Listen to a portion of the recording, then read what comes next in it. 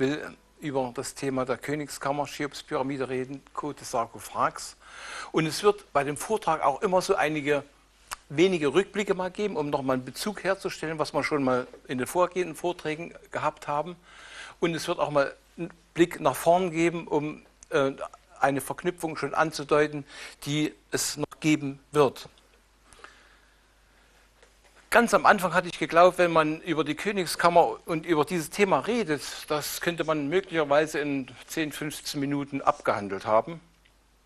Und mittlerweile sehe ich aber so, dass das sich ausgeufert hat. Man könnte stundenlang darüber reden. Und ich will aber auf die wesentlichen Dinge mich konzentrieren. Wenn wir heute über das Thema reden, dann möchte ich nochmal das Bild, was Sie auch schon kennen, mit einer anderen Beschriftung zeigen. Es spielt nämlich der Taltempel nochmal eine Rolle, obwohl es im Thema ja gar nicht erwähnt ist. Aber dass es seine Berechtigung hat, werden Sie bald verstehen und auch bald sehen. Zum dem Taltempel wird ja gesagt, dass es der Torbau des Chephren ist.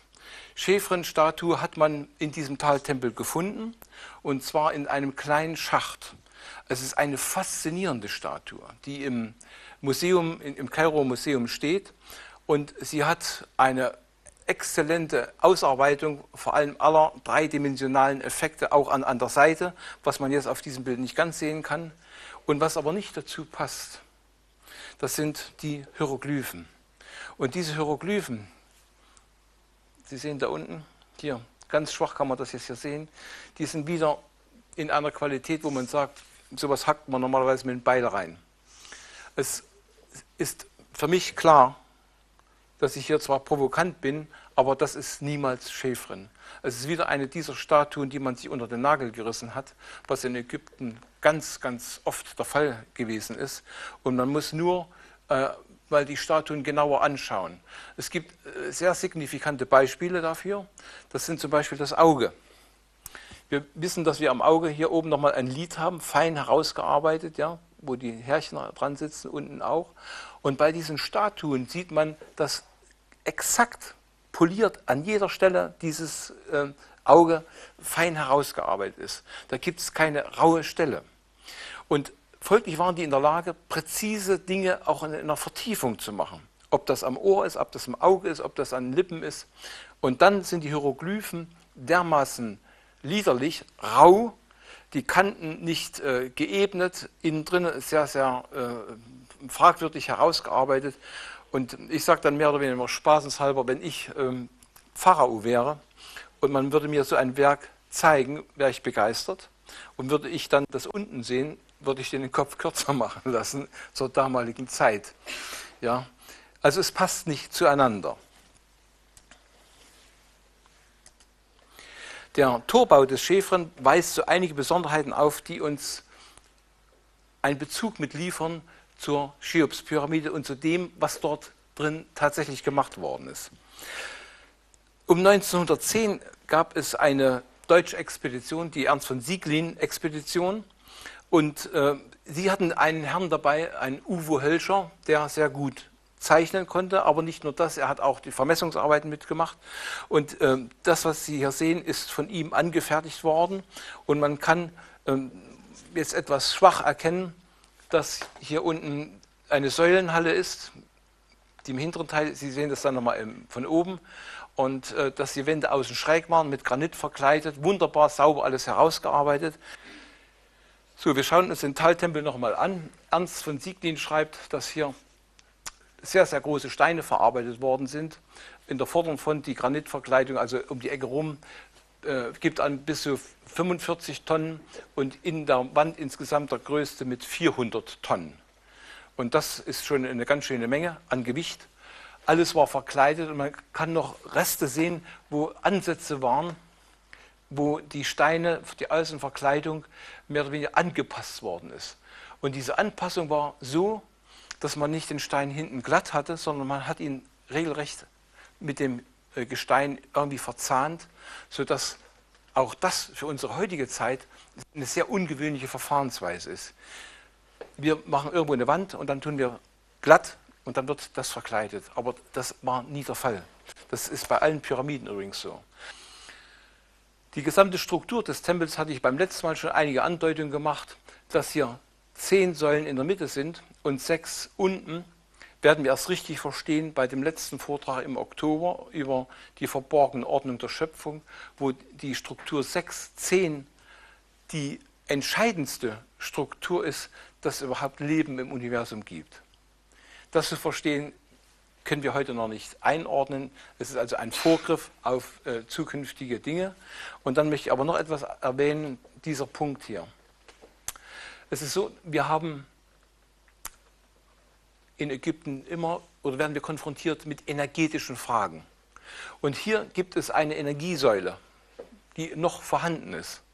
Und bei meinem letzten Besuch im Herbst letzten Jahres hatte ich den Verdacht, hier muss doch in dem Viereck was sein. Das kann nicht ohne Grund da nur so ein leeres Viereck sein.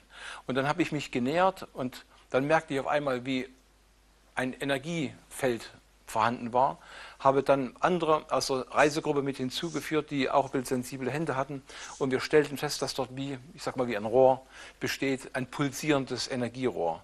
Jeder, der nach Ägypten fährt, kann das für sich überprüfen, und es gibt noch mehrere Dinge, die auf energetischer Art dort integriert worden sind. Wir haben also hier schon einen Bezug zu all den Dingen, die weiter oben in den 3 Pyramiden realisiert werden. Und hier wird die Basis geschaffen, die auf festen Füßen stehen muss. Deswegen haben wir auch unten so eine Art Symbolismus wie eine Basis mit Füßen, mit ein Fundament. Und in dem ist dann das Hauptwissen integriert. Jetzt einen kleinen Sprung. Wir sind noch in Kairo. Wir waren in der koptischen Kirche. Und diese hat mich gleich ein bisschen fasziniert. Und was ich mache, ist dann immer so eins, gucken. Und da habe ich dann natürlich nach unten geschaut. Sehen Sie, das ist die von unten. Und da ist ein Loch drin. Natürlich habe ich gleich geahnt, ich wieder hingefühlt. Und ich merke genau das Gleiche. Es kommt ein Energiestrahl aus der Erde dort hoch. Habe die anderen wieder überprüfen lassen, auch unseren Ägyptologen. Und man konnte mir bestätigen, dass die anderen das Gleiche empfinden. Das heißt, der Pfarrer steht während seiner Predigt permanent unter einer Energie. Das finde ich faszinierend. Wer kommt auf solche Ideen, so etwas zu machen? Und wer würde heute in der Kirche so etwas realisieren? Wir wissen ja gar nicht mehr heute, wo solche Energiepunkte sind. So, dieses Bild kennen Sie schon vom letzten Vortrag. Wir nähern uns jetzt also dieser Cheops-Pyramide. Und ich hatte auch schon darüber so einige Hintergründe erklärt, dass also Al-Ma'mun um 820 diese Pyramide versucht hat zu erforschen. Zum damaligen Zeitpunkt alles noch glatt verkleidet war, ähnlich wie wir das hier unten an der Basis sehen, von dem Fundamentbereich. Und er konnte praktisch keinen Eingang finden. Er hat dann das gemacht, was er vermutlich machen musste.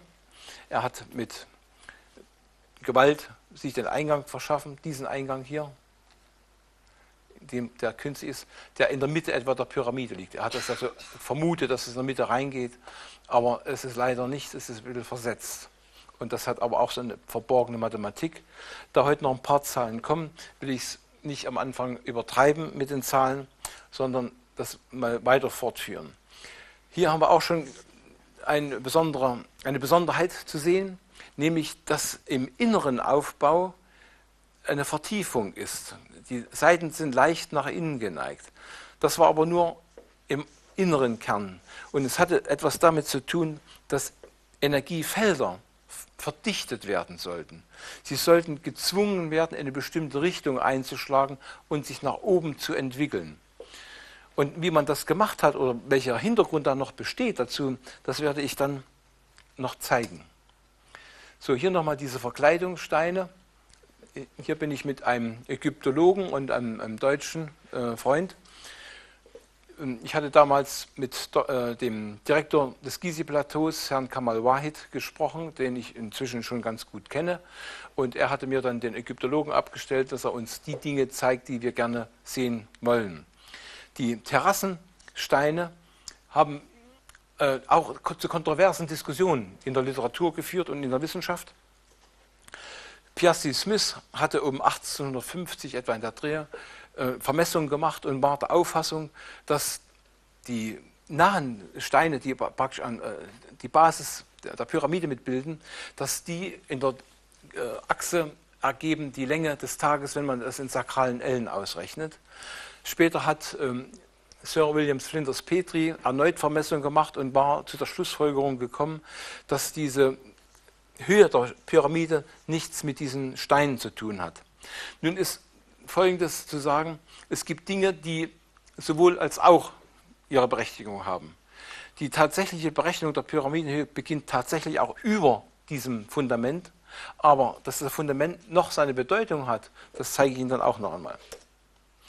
So, hier ist leider ein bisschen schlecht zu sehen, das sind die Vermessungsergebnisse von Sir William Flinders Petrie.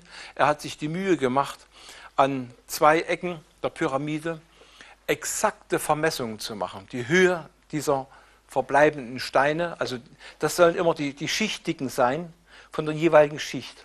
Und zur damaligen Zeit waren noch 203 Schichten vorhanden. Und wir sehen, dass die Schichten am Anfang dicker sind, dann werden sie dünner, dann wieder dicker, dann wieder dünner, dann wieder sogar ganz dick und wieder dünner. Und da ist man nie dahinter gestiegen, warum. Offizielle Erklärung lautet, ja, das hat was mit dem Steinbruch zu tun. Dort waren die Schichtungen so, dass man dann mit einem Schlag andere Steine herausgebrochen hat. Aber dass da ein System dahinter ist, das hat man noch gar nicht so richtig erfasst. Jede Schicht hat eine besondere Bedeutung und gibt sagen wir, wie Prüfschichten, wo in bestimmten Ebenen Kontrollmaße verwendet worden sind und die waren gleich genial gewählt. Petrie hat bei der ersten Schicht 57,6 Zoll vermessen. Ich habe damals, wo ich das allererste Mal vor einigen Jahren in die Hände bekommen hatte, geglaubt, ich musste auf meinen Königsellen umrechnen und das gab keinen Sinn. Es gab überhaupt keinen Sinn.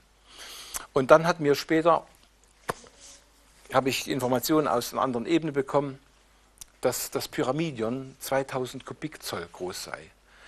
Und mit dem Zoll, mit einem Schlag, da war ich fast geschockt, eigentlich sogar echt geschockt, weil ich auf die Idee selber zu dem Zeitpunkt gar nicht gekommen wäre. Nun habt ihr in den vorgehenden Vorträgen mitbekommen, dass der Zoll ein extrem ungewöhnliches Maß ist, dass man Pi ableiten kann, dass man eine Verdopplungsfolge hat und im Internet kann jeder überprüfen, wenn er Inch und 0,3937 eingibt, dann findet er die Angaben, wie groß der Zoll tatsächlich sein soll. Dieses Wissen hatten amerikanische Freimaurer noch gehabt und mit diesem Zoll, der dann zu einer Verdopplungsfolge führt und dem heute gebräuchlichen, aus dem kann man Pi ableiten und es ist eines der ungewöhnlichsten Maße, die es überhaupt gibt. Und wenn dann an der Basis 57,6 Zoll sind, dann muss das seinen Grund gehabt haben, den ich damals noch nicht verstand. Aber wir gehen mal weiter. In der 18. Schicht befindet sich der Eingang, also die Unterkante des Eingangs, in 666 Zoll Höhe. Nun ist so, dass an den Ecken ja schon starke Beschädigungen sind, vor allem dadurch, dass man die Steine abgebrochen hat, Teile abgesplittert sind. Und Petrie hat gemessen 667,4 Zoll. Und das muss ich sagen, das ist schon doch ganz ordentlich, weil es immer Asymmetrien gibt. Das werde ich Ihnen gleich noch zeigen. Und an dieser Stelle, ja, das war erstmal der Eingang. In der nächsten, hier, wo das so weit hervorragt, sind 57,6 Königsellen. Und ich habe dazu geschrieben, er hat gemessen 1187,4 Zoll und das entspricht 57,601 Königsellen. Also man kann davon ausgehen, die 57,6 als Königsellen waren gemeint. Und jetzt schauen wir mal an diese Stelle, wie das in der Realität aussieht. Wir haben hier also eine dickere Schicht und oben drüber diese in dem anderen Aufbau, die praktisch hier hineinpassen. Dass diese Unterkante von dieser 36. Schicht mit der Giebelabdeckung der Königinnenkammer im Zusammenhang steht, das ist eigentlich gar nicht in der Literatur überliefert. Aber die Nachrechnungen zeigen, dass man genau an diese Stelle hinkommt und so sieht man wieder so Kontrollenmaße, wo auch innen und außen dann dieselbe Schichtdicke gewesen ist. Jetzt kommen wir zur Pyramidenspitze. Es ist heute so, dass weitere 2 Schichten fehlen. Es sind nur noch 201 insgesamt vorhanden.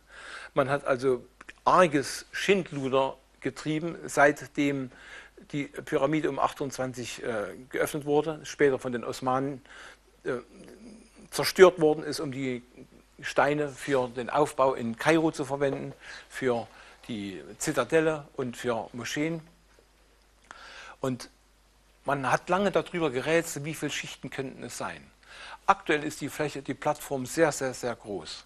Und bei dieser Größe müsste das Pyramidon über 8 Meter groß sein. Das ist also eigentlich ausgeschlossen, zumal es ein Pyramidon war, was aus einer Metalllegierung bestand und Gold und Tellur eine wichtige Komponente davon gewesen waren. Die tatsächliche Anzahl der Schichten war 216. 6 mal 6 mal 6. Und diese 3 Sechsen werden wir noch einige Mal erleben unter einem anderen Aspekt. Und wir sehen noch einen Fakt, dass die Terrassensteine nicht ohne Grund eine bestimmte Größe hatten mit 21,6 Zoll.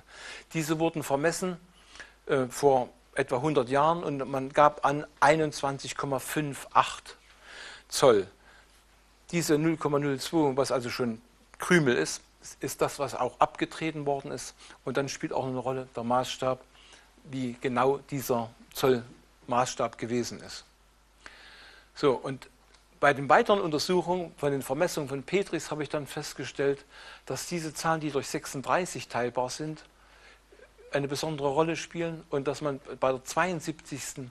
auf 5067 cm kommt und in der 216. Schicht auf 5067 Zoll. Das sind 40 mal 144 oder 4 mal 1440. Und für die, die ja noch nicht dabei waren, diese Zahl hat etwas mit den Minuten eines Tages zu tun. Der Tag hat 1440 Minuten. Und die 144 ist eine Meisterzahl, auf die wir noch einmal direkt zu sprechen kommen. So, jetzt bringe ich etwas, wo Sie sagen, was soll denn das, diese Spielerei? Die hat mehr mit Ägypten zu tun, als man für möglich hält. Es ist übrigens das, was auf meiner Visitenkarte drauf ist. Und Sie sehen auch farblich unterschiedlich markiert. Und das Ungewöhnliche entpuppt sich hier im ersten Schritt. Nämlich, wenn man in der Mitte mit 0 beginnt, hat man in der vertikalen Achse 6, da drüben die 7, die 8. Und die 8 ist auf dieser farblich markierten Linie, die wie ein Dach aussieht, und die andere auf die 7 auf dieser entgegengesetzten. Und das Erstaunliche dabei ist, dass in den arabischen Ländern die 7 so geschrieben wird und die 8 wird so geschrieben. Also eine 100%ige Übereinstimmung der Form dieser beiden Zahlen 7 und 8. Und hier sieht man auch etwas Gegensätzliches. Und ich sage hier schon mal vorab, die 7 hat etwas zu tun mit einem männlichen Aspekt, mit der Ausbreitung, mit dem Fortschreiten, und die 8 einen weiblichen Aspekt. Dass das eine Rolle spielen wird, werden wir erst etwas weiter hinten verstehen, und dass ich das mit besonderem Grund auch eingefügt habe. Auch nochmal ein Vorgriff, wenn wir ein Schwingungsmuster, ein kosmisches Schwingungsmuster einmal betrachten, wie das entsteht, werden wir den Vortrag im Oktober hören. Ich hatte schon erwähnt, dass dort der Drehwinkel 1044 Grad ist, dass man das in dieses System integrieren kann mit 3 Achsen. Dann haben wir die Grundprinzipien der dritten Schwingungsdimension, in der wir leben. Denn wir leben nicht nur auf einer Ebene von Länge, Breite und Höhe. Dann könnten wir ja nicht Gefühle haben. Also man muss erklären können, wie kosmisch Schwingungen entstanden seien. Und hier liegt ein Grund. Und ich zeige das Ganze aber deswegen, wegen dem hier rechts. Die 4. Schwingungsdimension. Ein 4-Achsen-System weist eine Drehwinkelsumme auf von 5760 Grad. Genau die identische Zahl, die wir bei der Pyramidenhöhe haben. Und das ist der extrem starke Wink mit dem Zaunspfahl. In dieser Cheops-Pyramide hat man Zugang gehabt bei den Einweihungsprozessen, die einen Zugang in eine andere Dimension ermöglichten. Und es war nicht nur die 4. Es ging noch etwas weiter. deswegen hier diese Zwischenepisode, um diese Höhe der Pyramide zu verstehen. Die Spitze war nun relativ klein und sie war äußerst ungewöhnlich. Hier habe ich nur einen kleinen Ausschnitt von der Pyramide. Wenn ich die Pyramide komplett zeichnen würde, würden Sie oben nur ein kleines Pünkelchen sehen. Die Höhe war 27 halbe Zoll, also 3 mal 3 mal 3 durch 2 und hatte Basislängen, halbe Basislängen, Diagonalen, wie hier rechts angegeben ist. Der Strich über der Zahl bedeutet Periode, das heißt, es geht unendlich weiter. Und wenn man aus diesem System dann ableitet, das Volumen, kommt man genau auf 2000 Kubikzoll. Dass die 13,5 hoch ist, das ist ja nicht viel. Das ist 34 Zentimeter, so ein kleines Stückel ist das. Aber es war halt sehr wertvoll. Das Gold spielte eine Rolle als elektrischer Leiter. Tellur, ein Halbleiterelement, spielte eine Rolle. Und es gab noch ein drittes Element, das mir im Moment aber nicht einfällt. So, und jetzt gucken wir mal die gesamte Pyramidenhöhe an, die sich noch sehr entpuppen wird. Man kann nämlich Dinge noch anders darstellen. Plattform hatten wir, die Fuge war 27 254 Zoll. Die 254 kennen wir heute, 2,54 ist 1 Zoll lang. Und die 27 3 mal 3 mal 3 hat etwas mit der Öffnung des dritten Auges zu tun. Und wenn man das umwandelt in Zentimeter, hat man auch eine Verdopplungsfolge. 27, dann mal 2, mal 4 und so weiter. Das ist wieder das, was wir vom Zoll her schon kennen, eine Verdopplungsfolge. Und mit der Pyramidenhöhe kommt man auf eine scheinbar, aber vollkommen belanglose Zahl von 5773, 7727 Zoll. Und jetzt ist die Frage, ist da drinnen noch was verborgen oder nicht in diesem Wert? Ich will deshalb das nochmal anders darstellen. Wenn man diesen Bruch ausrechnet, kommt dasselbe raus. 576, da haben wir wieder diese Ziffernfolge, mal 1273 durch 127. Und hier sind Dinge verborgen, die unfassbar sind. Die 576 ist eine kosmische Rasterzahl und sie steht mit diesen früheren Schöpfungsprozessen lange vor dem Urknall in Verbindung. Da werden mich jetzt manche vielleicht skeptisch angucken, auch diejenigen, die vielleicht später mal diesen Film sehen, aber es lässt sich belegen und wir werden das auch noch in dem 6. Vortrag sehen. Die 1273 steht in Verbindung mit Genesisprozessen. Ich kann das nicht in jedem Falle komplett belegen, aber es gibt einige Beispiele, wo wir das sehen werden gleich. Und die 127 hatten wir als diese Bewusstseinsstufe schon kennengelernt, die wir mal aufgezeigt hatten, von bestimmtem Niveau aus, Ausgangsniveau, Wissen, Fähigkeiten, komplexe Eigenschaften, Anstieg durch Aneignung und Stabilisierung. Das war der Symbolismus der 127, ein Geheimsymbol, welches nicht in der Öffentlichkeit so verwendet worden ist. Und wenn wir jetzt diese 4 durch Pi mal genauer anschauen, 1,2732, Punkt, Punkt, Punkt, Punkt, dann haben wir das erstmal in der Mathematik ganz einfach. Hier steht das geschrieben, über die Quadratur des Kreises. Dann hatte ich in meinem Buch etwas geschrieben zu den ursprünglichen Planparametern der Erde. Und wenn man da diese Schnittfläche berechnet, kommt man auf dasselbe, aber mal 10 hoch 8. Dann erstaunlich ist, dass Gase eine Ausdehnung bzw. Schrumpfung haben in dem System 1 zu 273,2 pro Grad Celsius. Also das ist schon mal ungewöhnlich, dass das genau wieder in dem vorkommt.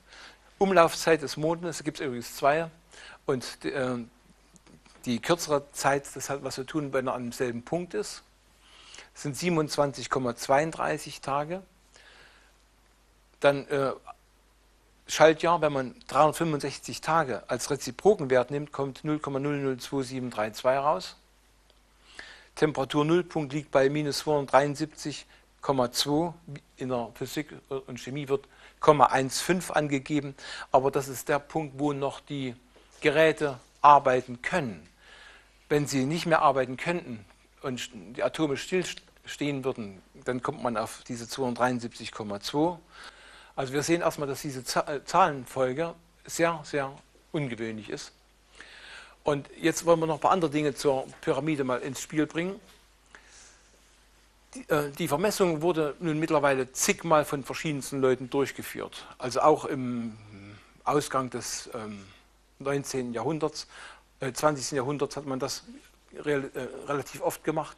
Und der Durchschnittswert gilt als akzeptierte Größe von 23,036. Durchschnitt deswegen, weil man an jeder Seitenlänge andere Längen ermittelt hat. Alles ganz geringfügige Unterschiede, aber der Durchschnitt kommt etwa auf diese Größe ungefähr hin. So, und wenn wir das jetzt in Zoll umrechnen, sind das 9069,2732. Was wir hier aber noch haben, ist nicht nur die schöne Zahl nach dem Komma, sondern 4 Ziffern vor dem Komma und 4 nach dem Komma. Exakt, nicht eine einzige mehr. Genau so. Und in den ägyptischen Mythen gibt es einen Mythos über die 8 Gottheiten der Vorzeit. Es sind Gottheiten, die zwar einen Namen haben, wie Nut und Nuanet, Ke und Keket, He und Hehet, Amun und Amanuet. Es sind 4 männliche und 4 weibliche. Und die stehen für physikalische Zusammenhänge. Sie sind also keine personifizierten Götter, sondern nur Ausdruck für Unsichtbarkeit, Unendlichkeit, für Dunkelheit und so weiter. Und diese 4 bilden eine, oder 2 mal 4 bilden eine geschlossene Einheit. Und die 4,4 gilt deswegen auch in Ägypten als heilig. 4,4 oder dann die 44 oder auch dann die 88, weil das aus dem Doppelten besteht.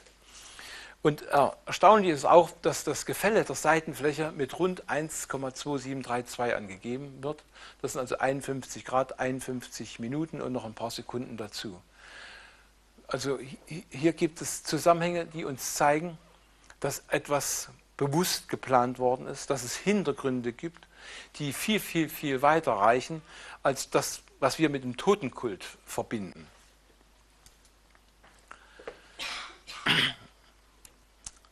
Die Nordseite der Pyramide soll 440, eigentlich alle Seiten gibt man im Durchschnitt an mit 44 Königsellen.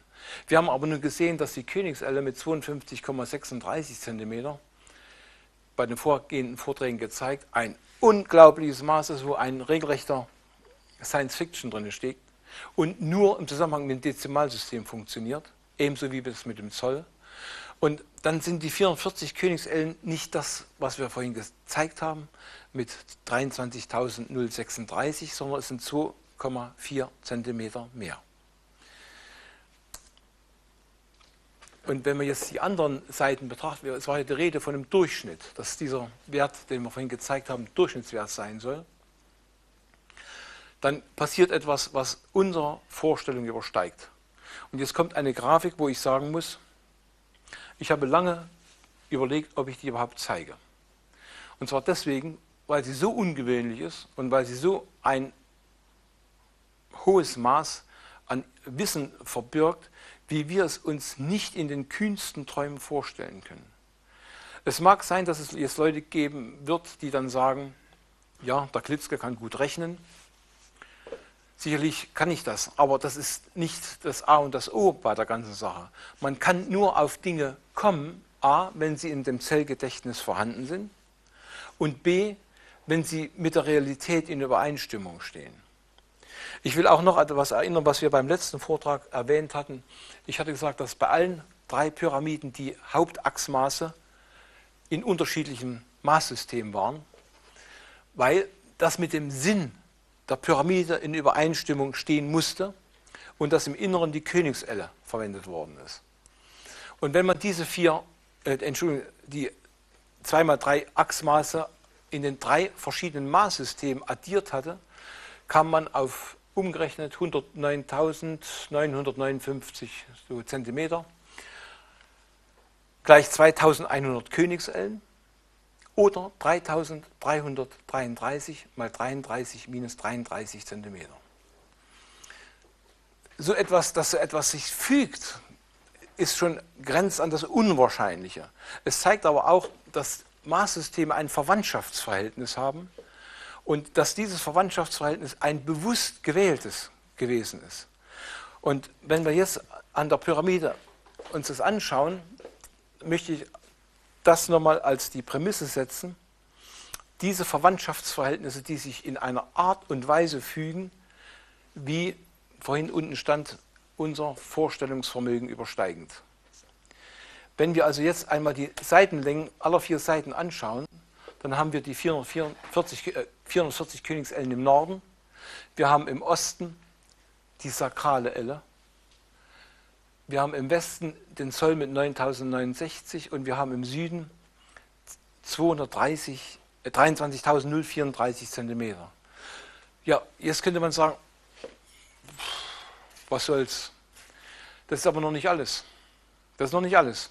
Es ist nämlich so, die Ägyptologen haben bei ihren Vermessungen festgestellt, dass die Ecken nicht auf der gleichen Höhe sind. Natürlich kann man auch hier wieder sagen, okay, das ist der Bearbeitung zu schulden. Man kann ja nicht so exakt arbeiten, vor allem nicht auf solchen Längen von 230 Meter. Aber dass da ein System dahinter steckt, das hat noch gar keiner richtig begriffen. Und Sie haben hier Unterschiede, und da geht das da oben an der Nordostecke los. Das ist der tiefste Punkt, 0,276, ja, die man am Taltempel gefunden hatten, die Zahl. Das ist noch nicht das letzte Mal, dass wir sie sehen. Dann steigt das nach hier unten an, und die Zahl habe ich dann nochmal als Bruch dargestellt, damit man sieht, dass das was ganz Besonderes ist. Dann steigt es weiter an, und diese 1944, ja, die sind für mich ungewöhnlich, weil man das zerlegen kann in 36 mal 54, wenn man das Komma weglässt. Und ich sage gleich noch was dazu. Und oben 264. Wir haben also einen Punkt vom tiefsten Punkt, wo es etwas spiralförmig hochgeht. Und hier gibt es wie eine Initialbewegung, wo spiralförmig sich das nach oben entwickelt, gesteuert wird bis zur Pyramide, und dann wird das fächerartig wieder nach oben und wieder rausgedehnt und nach unten auch. Das sind die Dinge, die man manchmal hört, ja, die Pyramide soll nach unten gehen. Das ist aber nicht materiell, sondern nur schwingungsmäßig. Und hier gibt es Energien, die weit ausgesendet werden, die in das Weltall hinausgehen. Und was da alles noch dahinter verborgen ist, das entzieht sich auch meiner Kenntnis, aber es hat ja einen Zusammenhang. Und jetzt mit den 3654, das ist jetzt nur für diejenigen, die Mathematik interessiert sind. Die anderen können die Augen zumachen, weil die meisten das wahrscheinlich dann nicht sagt oder keinen Bezug dazu haben. Wenn man ein Fünfeck nimmt, teilt das in der Mitte, dann hat man einmal 36 Grad im Spitzenwinkel und oben 54. Und dann kann man die Seitenlängen, wenn man da die Höhen drauf ermittelt, genau durch Sinus 36 und Sinus 54 darstellen. Das ist also mathematisch schon was ganz Verrücktes. Und in der Mystik hat die 36 die Bedeutung einer Art Begrenzung. Der Mensch hat den Spielraum, sich zu entwickeln, aber er muss lernen, dass es irgendwo eine Grenze gibt, die er erst dann überschreiten sollte, wenn er die Konsequenzen kennt.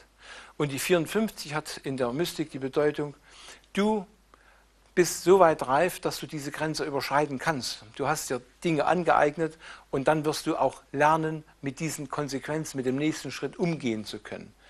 Man kann aus dem auch das Pentagramm ableiten, und man sieht, die 36 würde beim Pentagramm dann unten sein und die 54 oben, was auch so viel bedeutet. Lerne erst einmal die Grenzen kennen und beherrschen. Und dann kommt alles andere danach. Und wenn man das umdreht, dann ist das Pentagramm mit der Spitze dann nach unten, dann bedeutet es so viel, was jucken mich die ganzen Grenzen. Ich überschreite sie einfach, wurscht wie Piepe, ob das Konsequenzen hat oder nicht. Andere werden das Problem schon für mich lösen. Dann wird das richtig gehend luziferisch. So, und wenn man das alles zusammenzählt, diese verschiedenen Maße, ja, mit diesen Höhenspringen, kommt man auf 92.144, und da ist die 144 wieder drin, und die 92 ist übrigens das Außenmaß 92 Königsellen beim Taltempel, im Quadrat 92 mal 4. Wir haben also einen Zusammenhang, der ungewöhnlich ist und wo ich selbst immer wieder staune. Einmal, dass es mir freigeschaltet wird, und b, dass das so faszinierend ist. Ich weiß, dass es ein bisschen anstrengend ist, aber ich muss auch erwähnen, in diese Mysterien eingeweiht zu werden, hatte in Ägypten 33 Jahre gedauert. Und hier machen wir das im Schnellgang, wo wir einige Tüpfelchen ansprechen, um zu zeigen, dass es noch viel, viel verrückter ist da unten, als bisher in aller Literatur gestanden hat. So, wir wollen jetzt einmal in diese Pyramide hineingehen. Ich konzentriere mich auf die wesentlichsten Dinge. Dieser erste Teil, dieser aufsteigende Gang, den Sie hier sehen, sieht man ja, ist auf einer Rasterlinie 72 Königsellen lang. 72. Das bedeutet eigentlich so viel wie Energien im Körper integrieren, stabilisieren, auf ein höheres Level bringen. Und der nächste Abschnitt, die große Galerie, ist bis zur Plattform, bis zur Vorderkante der Plattform, zeige ich da nochmal näher, 88. Zusammen sind beide Zahlen 160 Königsellen. Und die 16 hatten wir auch bei der Mycerinus-Pyramide mit den 16 rauen Steinschichten und so weiter und bedeuten so viel.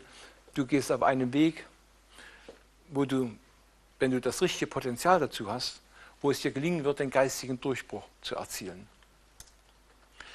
Jetzt gucken wir uns die große Galerie mal an. Selbst kann man sie schlecht vermessen, da braucht man viel, viel, viel Technik dazu. Leider hat man aktuell die Deckensteine kaputt gemacht, runtergehackt. Aber was ich aufmerksam machen will, ist einmal bis hierher diese Vorderkante, wo es da 88 sind. Dann sind hier 26 Nischen auf beiden Seiten, zusammen 52. Kommen wir nochmal. Und hier waren wohl auch so Statuen drin enthalten. Geradeaus geht es in die Königinnenkammer und die gucken wir uns gleich nochmal unter einem vollkommen neuen Aspekt an. Hier erst nochmal der Blick hoch, die große Galerie. So geradeaus nochmal der Blick in die Richtung der Königinnenkammer. Und wenn wir weitergehen, kommen wir dann hinten über eine Stufe in die Königinnenkammer hinein. Hier oben nochmal der Blick hoch in die große Galerie. Und wir schauen uns jetzt das mal an, das habe ich vor ein paar Jahren vermessen und war in diesem Gangsystem drin. Das geht aber eigentlich weiter hier unten, weil das kaputt gemacht worden ist, zerstört. Man hat also geglaubt, dass da hinten noch Schätze liegen. Es geht noch so im Bogen hier hinter. Und das waren 11 Königsellen Länge, das Stückchen 11. Wo auch wieder ein Symbolismus zum Ausdruck kommt, genauso wie mit der gesamten Kammer, die 1032 Kubik Königsellen hatte mit dem gesamten System. Und die 1230, ich habe es doch nochmal versucht zu verdeutlichen, der Weg von 1 zur 2 zur 3 und 0 noch das Potenzial gewinnen, bedeutet nichts anderes. Du bist auf dem Weg, den dritten Meistergrad anzustreben. Den dritten. So, das hatte ich, glaube ich, auch schon mal gezeigt, diesen Teil. Ich will ihn aber nochmal zeigen, weil es wichtig ist. Diese Höhe der Kammer, oder dieser Nische vielmehr, ist 8,91. Wieder so eine Zahl, die unscheinbar aussieht, aber tut man sie reziprok darstellen, 1 durch 8,91, dann kommt praktisch die Ziffernfolge 0,11, 22, 33 und so weiter raus. Oder man kann diese Zahl auch darstellen, 2,7 mal 3,3. In dieser Kammer gab es den Einweihungsweg in den 32. Grad. Ich will das hier nur mal kurz ansprechen, weil es ja noch einen Vortrag gibt über die Einweihung in die Mysterien. Da werden noch viele andere Dinge angesprochen. Und hier wurde ein Weg zurückgelegt auf 27 Stationen und 72 Königsellen langen Weg. Hier waren dann diese berühmten Verweilpunkte, wo sie energetisch beeinflusst worden sind. Hier an diesem Punkt und an dem Punkt. Und dazu werden wir auch in dem anderen Vortrag dann noch einige Sachen hören. So, wenn wir die große Galerie hochgehen, sehen wir diese Struktur im Schnitt. Und im Schnitt, schauen Sie mal da oben. Ich sagte, der aufsteigende Gang ist 72 Königsellen lang, die große Galerie 88 und hier haben wir ein Zehntel davon. Es ist wie noch einmal eine Verstärkung, dass da drin wirklich etwas Besonderes abläuft.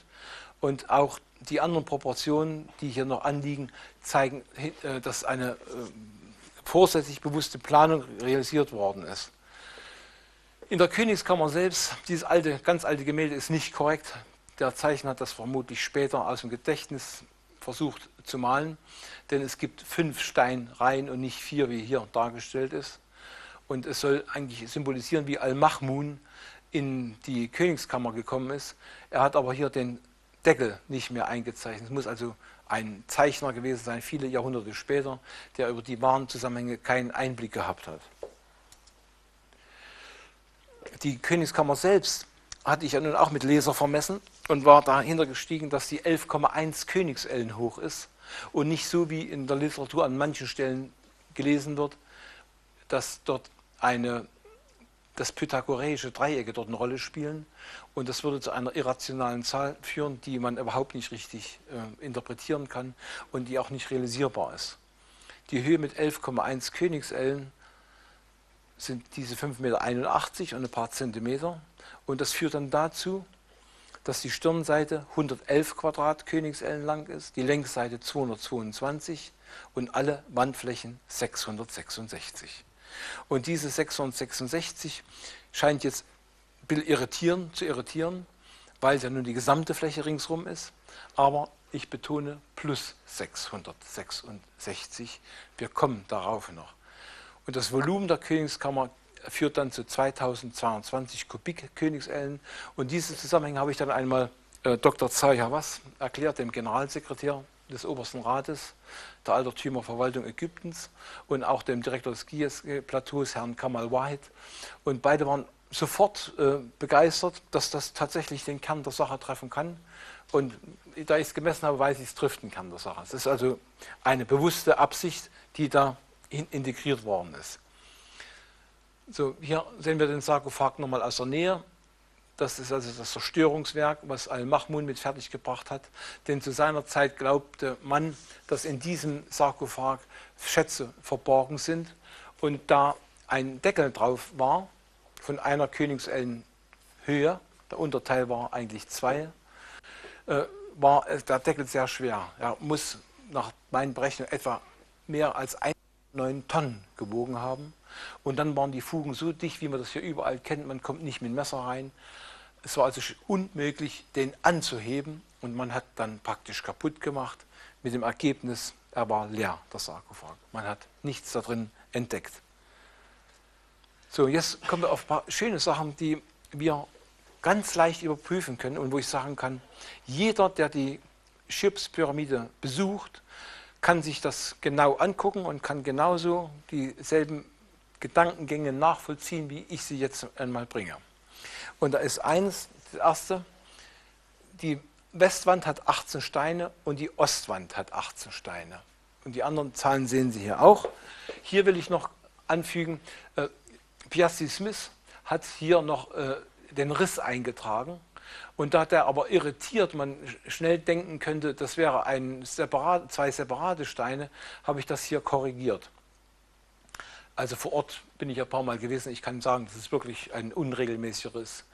Und er hat hier, ich weiß nicht aus welchen Gründen, die Unterteilung nicht drin gehabt, die gehört aber dazu. Und wenn wir jetzt uns diese Steine angucken, das sieht man im ersten Moment natürlich gar nicht nach was Besonderem aus. Sie sehen unten, die gegenüberliegenden Wände Ost und West führen zu 36 oder 6 ins Quadrat. Und die anderen gegenüberliegenden Nord und Süd führen zu 64 gleich 8 ins Quadrat. Das sind nichts anderes wie 100 Wandsteine. Und wenn wir das umwandeln, von Mathematiker, ja, 4 mal Klammer auf, 3 ins Quadrat plus 4 ins Quadrat ist gleich 5 ins Quadrat. Wir haben jetzt den Satz des Pythagoras schlitzohrmäßig in den Wänden verborgen. Und wenn man an dem Punkt angelangt ist, dass da in den Wänden etwas enthalten ist, dann guckt man natürlich noch ein bisschen mehr danach. Und man schaut einmal auf andere Zusammenhänge. Es ist so, dass der Sarkophag eine bestimmte Breite hat, Länge 4,35 Königsellen. Das klingt sehr abwegig, aber ich werde zeigen, dass das seine Berechtigung hat und dass es zu einer Genialität führt, wie wir es uns kaum vorstellen können. Hier sind auch Asymmetrien drin, im Norden und im Süden. Ich hatte mal schon betont, dass in einem Raum, wo alle Winkel in Ecken rechtwinklig sind, Frequenzen tot laufen. Es ist keine Dynamik drin, es ist eine Statik. Und man merkt das hier, ich brauche es so machen, es ist sofort wieder Ruhe, der Klang geht nicht fort. Wenn Sie in der Königskammer einen Ton abgeben, egal was, sofort schwingt das nach. Das Es ist unglaublich, was da für ein Gefühl dabei entsteht, alleine diese Schwingung dann zu genießen. Und wenn man die richtige Tonlage findet, dann geht die Post ab. Und das werden wir dann auch nochmal kurz ansprechen. Und der Sarkophag ist nun so eingeordnet, dass der untere Streifen, wo man hier also hier reinkommt, 7 mal 7 gleich 49 Quadratkönigsellen ist. Der obere 8 mal 8 gleich 64 und in der Mitte 8, 7 oder 87. Jetzt werden Sie vielleicht verstehen, warum ich vorhin die Spirale gezeigt habe mit der 7 und der 8. 7 dem männlichen, 8 dem weiblichen Anteil. Und hier ist ein Symbolismus verborgen, der so viel besagt: Wenn du die Kammer betrittst und dein Einweihungsweg beginnt hier unten an der Stelle, gehst du auf einen Weg, wo du eigentlich ein festes Ziel vor den Augen hast. Du weißt, was dich erwartet, aber du willst es auch in Angriff nehmen. Du bist voller Optimismus und so weiter. Bei der 87, da komme ich danach gleich, 8 mal 8, 64, kennen wir vom Schachspiel. Das ist eine gewaltige Herausforderung, wie beim Schachspiel. Man tut nicht einfach so locker ein paar Steinchen rücken, aber hier geht es darum, du hast ja etwas ausgesucht, einen Weg zu gehen, wo du auch noch nicht weißt, wie geht es aus. Schachmatt oder bist du der Sieger bei der ganzen Sache? Du musst damit rechnen, dass du hier voll gefordert wirst. Und wir haben aber noch einen Symbolismus, der sich überlagert mit der 7 und der 8. Du kommst eigentlich noch rein als dieser Mensch, volles Ziel und so weiter. Und mit der 8 oben, naja, da wird es schon ein bisschen gedämpft, du musst schon ein bisschen aufpassen, es musste in dich hineingehen. Und die 87 bedeutet eigentlich den Ausgleich. Das ist Hemisphärensynchronisation. Die Amerikaner haben bei Forschung der CIA übrigens in einer Psi-Truppe Untersuchungen angestellt mit einem Herrn Monigel, der war ursprünglich Besitzer einer Rundfunkanstalt und hatte aber so ein Faible für Untersuchungen mit Frequenzen. Und er hat dabei festgestellt, wenn man eine Art der liegenden 8 als Frequenzmuster durch linkes und rechtes Ohr gehen lässt, dann beginnen sich linke und rechte Gehirnhälfte allmählich zu nivellieren. Wir haben ja tagsüber in beiden Gehirnhälften unterschiedliche Frequenzmuster drin. Dafür gibt es genügend Frequenzbilder, die schon veröffentlicht worden sind. Im Schlaf nivelliert sich das auch. Und man kann bei dieser Hemisphärensynchronisation das weit absenken und bei etwa 3,6 Hertz, erstaunlich wieder die 36 verborgen, treten außergewöhnliche Phänomene ein und man kann dort außerkörperliche Erfahrungen erleben. Das ist aber noch nur der Anfang. Hier haben wir praktisch die Hemisphärensynchronisation, die in dem Sarkophag stattfinden sollte, und dort passierte dann noch ein bisschen mehr. Das machen wir dann bei den Mysterien. Ich will nur bei den nächsten Bildern, ja, wenn das Sarkophag kommt, sage ich noch was dazu. Bei der Decke sieht es ganz anders aus.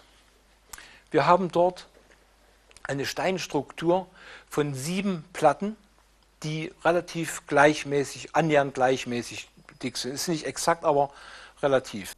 Und die beiden am Rand sind die Hälfte ungefähr groß. Wir haben also die 7 und jetzt ist noch was. Erinnerung rufen. Der Fußboden hat 20 Platten, die Wände 100 und mit den 7 kommen wir auf 127. Das ist einer der verborgenen Symbolismen, es gibt aber noch mehr. Und die Decke hat wie eine leichte Öffnung. Dort ist wieder die Asymmetrie drin, die das Schwingungsmuster erzeugt. Und dann ist genau an dem Teil, wo unten, was wir dann im nächsten Bild sehen, eine gewisse Teilung ist, haben wir die an der Decke auch in dieser Struktur 8,8 zu 7,7. So, und jetzt zeige ich diese Struktur nochmal von der Nord-Süd-Achse. Und jetzt schauen Sie genau an, das ist nochmal maßstabgerecht der Fußboden aufgezeichnet. Wenn wir hereinkommen, hat diese erste Steinreihe 4 Einzelsteine, die nächste 3 und die nächste 5. Das sind zusammen 4,35 oder die Länge, der Code des Sarkophags mit 4,35 Königsellen. Der ist im Fußboden verankert. So muss man erstmal auf diese schlitzohrmäßige Dinge da kommen. Dann werden die 3 Platten genau in zwei Systeme unterteilt, wo wir etwas mit der 33 verborgen sehen, 3,3. Und der rechte Teil hat 3 Steine, 3 und 2. Und jetzt ist Folgendes. Wer in den Sarkophag einsteigt, hat den 32. Grad bis zu diesem Zeitpunkt erlangt. Deswegen will er dort den 33. haben. Und wenn er ihn verlässt, lebend hoffentlich, nicht alle haben es lebend überstanden, dann hat er den 33. Grad. Hier sind also auch wieder auf eine sehr ungewöhnliche Weise Hinweise zu diesen Einweihungen in die Mysterien gegeben. Ich habe mal die Westseite des Sarkophags anhand der Messung von Petri versucht, dreidimensional darzustellen. Und was man dabei feststellt, ist, dass wie wellenartig in dieser Oberfläche des Sarkophags enthalten ist. Die offizielle Erklärung lautet natürlich Unregelmäßigkeiten bei der Herstellung, obwohl der glatt geschliffen war wie eine polierte Wand. Und wir an anderen Stellen sehen, dass sie plan arbeiten konnten. Hier ist der Hintergrund, dass dieser Sarkophag das haben musste, die Asymmetrien. Ich habe die Gelegenheit gehabt, schon mehrfach in dem Sarkophag zu liegen. Und wenn man dort einen besonderen Ton findet, dann erlebt man Sachen, die nicht in die Normalität mehr hineingehören. Nachdem ich wusste, wo der Sarkophag stand, hatte ich mich ein wenig verrückt, um an die originale Körperachse, die Lage hinzukommen, hatte mich leicht geräuspert. Und bei diesem Räuspern kam dieser Ton wie ein Frequenzschlag sofort in meinen Körper zurück. Es ging watsch und dann merkte ich, wie es einmal von Kopf bis Fuß das durch mich durchging. Und dann habe ich mit geschlossenem Mund, Kehlkopfverschluss, versucht, einen leisen Ton erstmal zu variieren, zu probieren, weil ich nicht wollte, dass die anderen das mitbekommen. Es waren noch einige Gäste da aus anderen Ländern und auch von mir 2 Freunde. Und ehe ich mich versehen hatte, hatte ich auch den richtigen Ton gefunden. Und dann ging ein permanenter Strom durch meinen Körper durch. Und ich hatte das Gefühl, als schwebe ich in einem Magnetfeld. Es war so ein faszinierendes Gefühl, ich wollte gar nicht wieder raus. Ja, also mein Wunsch ist, eine ganze Nacht mal da drinnen zu liegen. Das muss man einfach erlebt haben. Und ich habe das auch den Reiseteilnehmern schon gesagt, sie dürfen sich dort reinlegen. Das machen, wie ich es ihnen erklärt habe. Und diejenigen, die es gemacht haben, haben Kinderaugen bekommen, nachdem sie wieder rausgekommen sind. Und selbst mein Freund, der Ägyptologe, konnte es nicht fassen, dass er so einen Effekt bisher noch nicht gekannt hatte. Also hier laufen Sachen ab, die ungewöhnlich sind. Ich will noch ergänzen, war noch nicht vollständig, nach einer Weile kippte der Ton in die Kammer. Zuvor fing der Sarkophag zu vibrieren an. Man merkte das richtig, wie das am ganzen Körper so wie prickelte auch. Dann ging der Ton mit einer Lautstärke in die Kammer hinein und in der Kammer hat es gedröhnt. Wohlgemerkt mit geschlossenem Mund, Kehlkopfverschluss. Und das Gefühl ist dann so, als würde man einen Lautsprecherregler hier haben und dreht volles Rohr auf. Und dieser Ton war unten zu hören, am Eingang. Also das braucht alles beim besten Willen kein Toter. Und ich will ja auch noch bemerken, dass im Allgemeinen nicht bekannt ist, dass hinter den Rosengranitsteinen hochkristalliner Sand eine Zwischenschicht ist, wie ein Puffer, wie ein Kondensator. Und dann war mir auch klar, warum dort dieser hochkristalline Sand ist.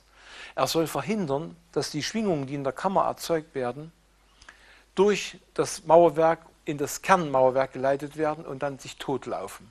So blieben sie in der Kammer und erzeugten diesen enormen Effekt, den man einfach genießen muss. Anders kann ich es nicht sagen. So, und jetzt gucken wir uns den Code noch an. Wenn man die Ausmaße des Sarkophags zusammen addiert, die ich eben gezeigt hatte, führt das zu 33 Königsellen. 4-mal die Länge, 4-mal die Höhe, 4-mal die Breite, weil ja an so einer Kiste alle Maße 4-mal vorkommen. Und macht man das innen, sind es 27. Genau das, was wir bei 1/276 in dem Winkel festgestellt haben.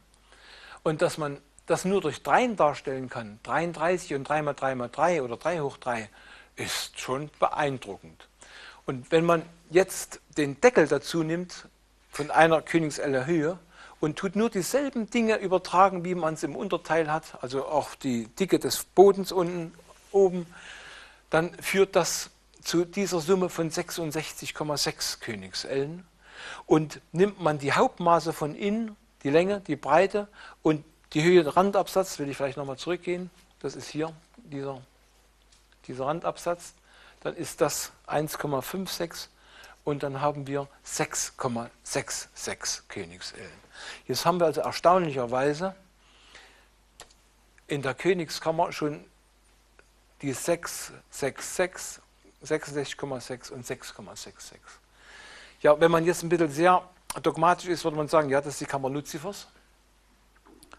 Und dort ist der Teufel eingeweiht worden oder man ist vom Teufel eingeweiht worden. Aber so ist es bei weitem nicht. Denn die Symbolismen haben immer eine Doppelbedeutung. Wie ich vorhin mal bei dem Pentagramm erklärt habe, so rum sind zweierlei verschiedene Welten. Und wenn man die plus 666 sieht, sieht man mit dem alten ägyptischen Geheimwissen, dass es hier darum geht, auf einem Weg zu sein, wo man lernt, tolerant zu sein, seinen Mitmenschen akzeptiert, wo man in Wissen eingeweiht ist, wo man kosmische Hintergründe kennt, wo man eigentlich ein dreifacher Meister ist, so wie die 3 Sechsen, man kommt auch nochmal die 3 mal die 1 dann vor, man ist also ein Hocheingeweihter. Und wenn man das auf das Negative überträgt, kommt genau das Gegenteil heraus, dann sind das jene Menschen, die wir mitunter auch schon erlebt haben, gehört haben, die den puren Egoismus darstellen, die alles ablehnen, die mit den Mitmenschen umgehen, als wären sie nur Hausnummern oder wie sagt man da, Sklaven. Und dann wundert man sich nicht, dass solche Menschen in der Tat etwas Luziferisches an sich haben. Spaßenshalber noch die Bemerkung, wo ich das alles noch nicht wusste und habe ein Auto so vor mir vorbeifahren sehen und Autonummer 666, kam immer so mein Lächeln, aha, fährt wieder ein kleiner Luzifer. Das habe ich mir abgewöhnt, weil ich mittlerweile weiß, man muss genauer hingucken und man kann nie auf dem ersten Anblick sehen, ist es in die Richtung oder in die Richtung.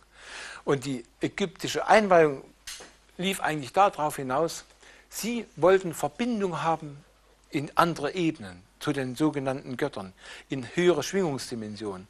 Sie sind dort tatsächlich auch hingekommen.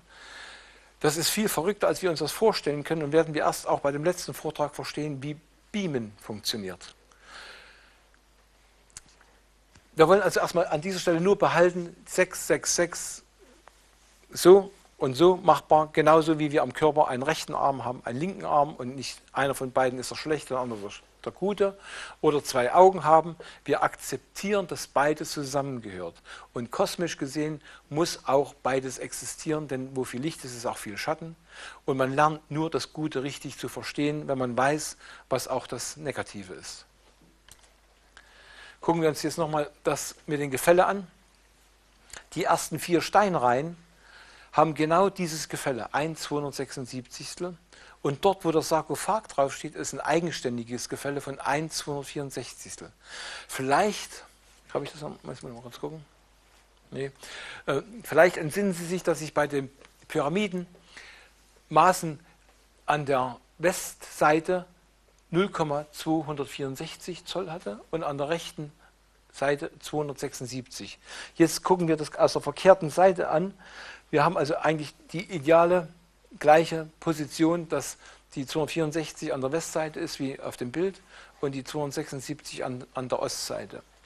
Und wenn wir uns das jetzt mal anschauen mit dem Gefälle, dann sehen wir nochmal die 12 Minuten, 27,33 Sekunden.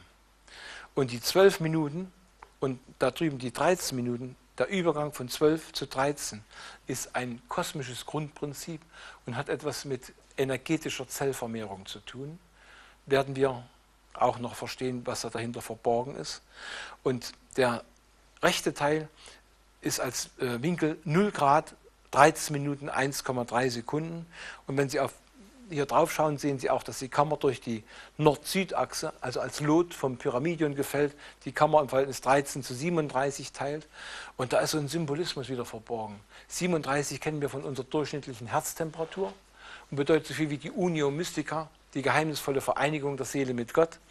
Und die 13, nicht Freitag der 13. Punkt, Die 13. hat im positiven Sinne was zu tun, eine geistige Schwelle zu übertreten. Etwas, was plötzlich passiert, wo man die Muster, die man anerzogen bekommen hat, mit einem Schlag auf einmal aufgibt und sagt, mein Gott, warum habe ich es nicht eher begriffen? Ja? Und die negative Seite ist natürlich dann die minus 13, auch was plötzlich eintritt.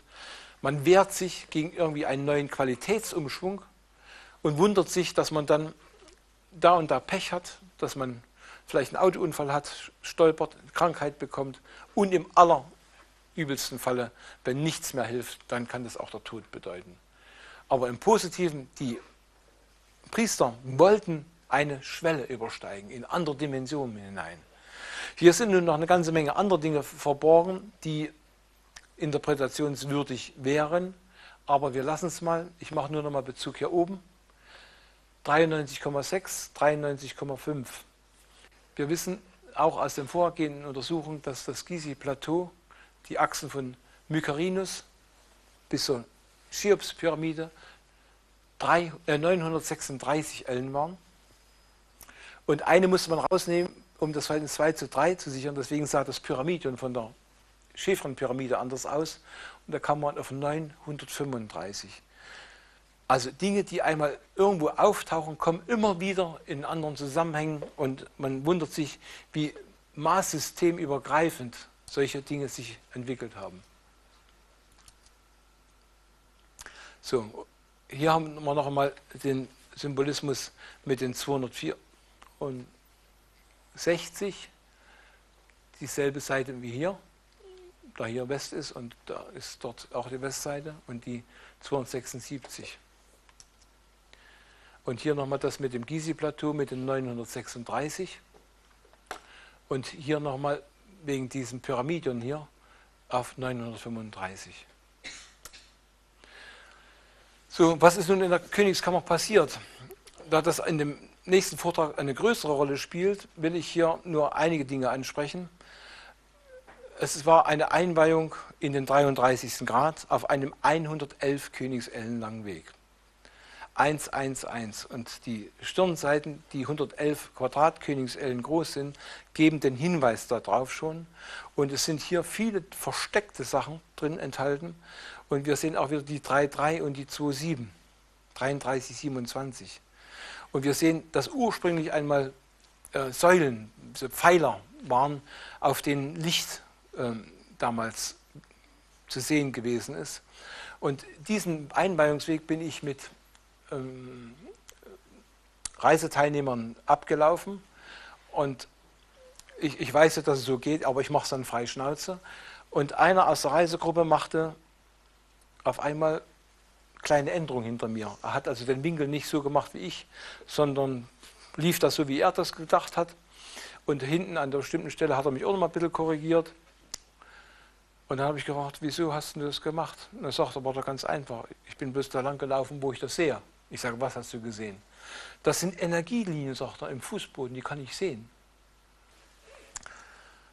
Und der 33. Grad plus die 111, das sind 144 und das ist dann das Ziel, die hohe Meisterschaft, die dreifache Meisterschaft. Heute nennen sich die Landesgroßmeister in der Freimaurerei höchst leuchtender Landesgroßmeister. Ich bin da mal sehr skeptisch, weil die von höchst leuchtend weit entfernt sind. Sie kennen das ganze System nicht. Wenn man sarkastisch ist, müsste man sagen, sie sind Dunkelleuchten. Und die Freimaurerei ist auch extrem weit abgekommen von den ursprünglichen Wissen. Und was da alles so schiefgegangen ist im Laufe der Geschichte und was da noch alles für eine Rolle gespielt hat, machen wir dann beim nächsten Mal. Aber die 144, das war der wahre Leuchtturm. Er war derjenige an der Spitze, der andere beraten konnte. Derjenige, der Hinweise geben konnte an seine Untergebenen oder diejenigen, die noch nicht so weit eingeweiht waren. Er konnte gefragt werden, er konnte Hilfestellung geben. Und es war nicht so, wie das heute der Fall ist, dass die Obersten zig Berater brauchen, sondern er konnte selbst Berater sein. Und da sehen wir, wie auch in der Geschichte sich manches gekippt hat. Und das ist leider traurig, dass wir heute gerade im politischen Sektor weltweit eigentlich Führungskräfte haben, die weit, weit entfernt davon sind, ein Wissen zu haben, was für die Funktion notwendig wäre. So, das ist in England vor einigen Jahren in Wiltshire im Kornfeld entdeckt worden. Und dann habe ich gesagt, ach, das haben die für mich gemacht. Je 3 mal 11 Strahlen, zusammen also 33, das sehende Auge. Und hier sehen wir auch den Symbolismus mit der Dollarnote. Und das, was auf der Dollarnote ist, war im ursprünglichen Sinne auch anders gedacht. Aber leider, wenn die Geschichte sich ändert und Dinge, Erscheinungen anders aussehen, ist man schnell geneigt dazu, das nur noch im negativen Licht zu sehen. Das sehende Auge, dieses Symbol haben wir auch in Kirchen. Und dort bedeutet es auch das Auge Gottes, was alle Menschen sieht und auf alle Menschen schaut und wo jeder auch den Zugang zu Gott bekommt. Und in dem Negativen heißt es so salopp, das Auge Luzifers, was in jedes Schlafzimmer guckt. Ja, das ist so die saloppe Formulierung, aber wir wollen mal wieder akzeptieren, dass es beide Seiten gibt. Und zum Schluss möchte ich dann nur noch einmal schon auch einen Hinweis mit dem nächsten Vortrag geben. 11. Grad Mykerinus-Pyramide, Meister auf dem Weg des Osiris. Dazu gibt es in diesem 11. Grad einen Symbolismus, der 3 hoch 1 entspricht. Das ist auch wie eine qualitative Wertung, wenn wir sehen, Chefron-Pyramide, rechts Meister auf dem Weg der Isis, 22. Grad, 3 hoch 2 gleich 9. Da kommen wir schon an den Punkt, wo wir sagen, 9 und 3 sieht schon ein bisschen in Proportionen ganz anders aus. Viel Mehrwert, aber der Hammer, Meister auf dem Weg des Horus, in der Cheops-Pyramide, 3 hoch 3, 27, 33. Grad und wir haben erstaunlicherweise den Code des Sarkophags genau an der Spitze dieses Dreiecks. Und damit schließt sich ein Kreis, den wir hier unten nochmal sehen, 3 mal die 11 und 3 hoch 3. Und damit bin ich eigentlich mit diesem Vortrag am Ende. Dankeschön für Ihre konzentrierte Aufmerksamkeit und entschuldigen Sie, dass ich Sie wieder so hart gefordert habe.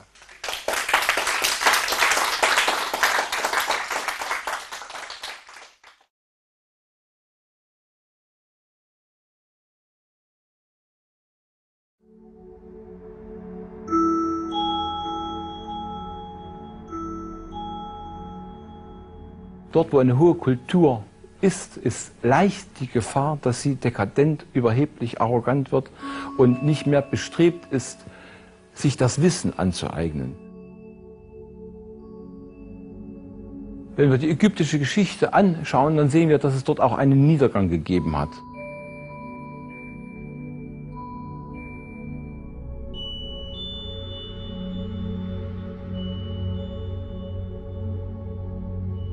Wir verwenden heute das Dezimalsystem, geben Größen an in Meter und nehmen nicht den Bezug auf das ursprünglich verwendete Maßsystem.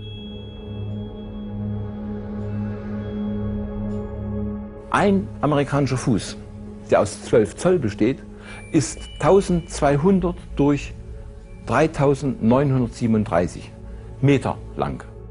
Würden wir jetzt diesen Fuß umrechnen in einen einzigen Zoll, müssen wir das durch 12 teilen und mal 100 nehmen, wenn wir es in Zentimeter umrechnen, und da kommt eigentlich eine Formel raus, 1 durch 0,3937. Und jetzt kommt eigentlich das Verrückte an der ganzen Sache. Wenn man das ausrechnet, gibt es eine Ziffernfolge, die beginnt mit der Größe, die wir heute kennen als die Länge des Solls, 2,54 cm. Dann kommt 000, 508, 00, 1016 und so weiter.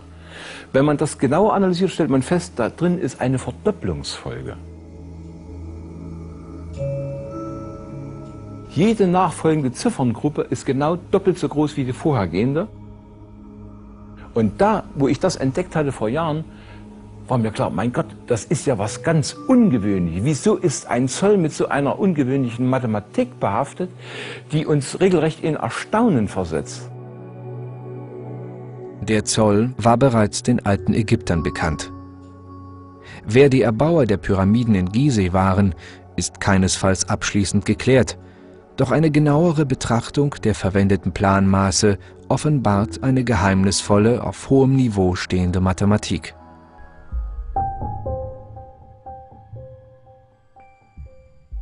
Wenn man alles genauer betrachtet, sieht man, es gibt solche Verflechtungen mit Maßen, mit Zahlen, die immer wieder auftauchen. Es ist wie ein homogenes Konzept, wo man sagen muss, das ist schon Sternmathematik.